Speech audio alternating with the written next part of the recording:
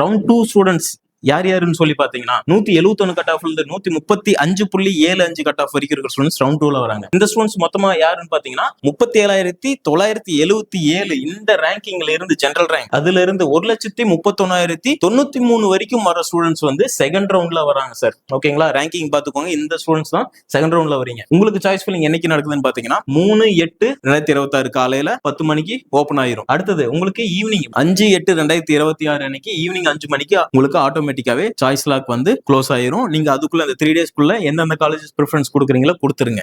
ஓகேங்களா. அடுத்ததா உங்களுக்கு என்னைக்கு அலாட்மெண்ட் வரும், டென்டேட்டிவான அலாட்மெண்ட் பாத்தீங்கன்னா 7ஆம் தேதி 8வது மாசம் காலையில 10 மணிக்கு உங்களுக்கு அலாட்மெண்ட் வந்துரும். அடுத்தது பாத்தீங்கன்னா கன்ஃபர்மேஷன் நீங்க எப்ப பண்ணணும் பாத்தீங்கன்னா 7ஆம் தேதியில இருந்து 8ஆம் தேதி ஈவினிங் 5 மணிக்கு 8ஆம் தேதி ஈவினிங் 5 மணிக்குள்ள நீங்க கன்ஃபர்மேஷன்ஸ் பண்ணணும். ஓகேங்களா. அடுத்தது அக்செப்ட் பண்ண ஸ்டூடெண்ட்ஸ், எனக்கு கிடைச்ச காலேஜே ஓகே அப்படின்னு சொல்லி நினைக்கிற ஸ்டூடெண்ட்ஸ் என்ன பண்ணணும்னா அக்செப்ட் அண்ட் ஜாயின் கொடுக்குற ஸ்டூடெண்ட்ஸ்க்கு உங்களுக்கான அலாட்மெண்ட் அடுத்த நாள் 9ஆம் தேதி 8வது மாசம் 2026 அன்னைக்கு அலாட்மெண்ட் வந்து உங்களுக்கு கொடுத்துருவாங்க. எந்த காலேஜ்ல உங்களுக்கு சீட் கிடைச்சிருக்கோ அங்க ப்ரொஃபஷனல் அலாட்மெண்ட் கொடுத்துருவாங்க.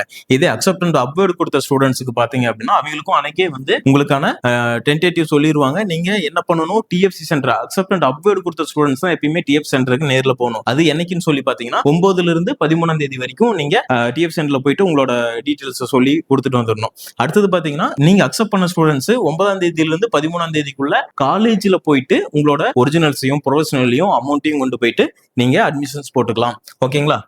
அப்வேர்ட் கொடுத்த ஸ்டூடெண்ட்ஸ்க்கு பாத்தீங்கன்னா 17/8 அன்னைக்கு வந்து உங்களுக்கான அப்வேர்ட் கொடுத்த ஸ்டூடெண்ட்ஸ்க்கு எந்த காலேஜ்ல சீட் கிடைச்சதுங்கிறத அனௌன்ஸ் பண்ணிடுவாங்க.